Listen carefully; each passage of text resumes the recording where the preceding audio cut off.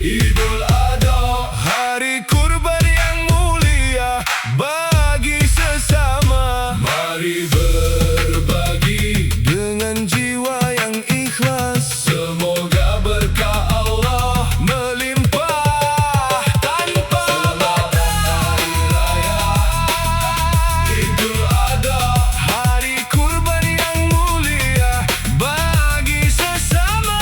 Mari berbagi dengan jiwa yang ikhlas. Semoga berkah Allah melimpah tanpa batas.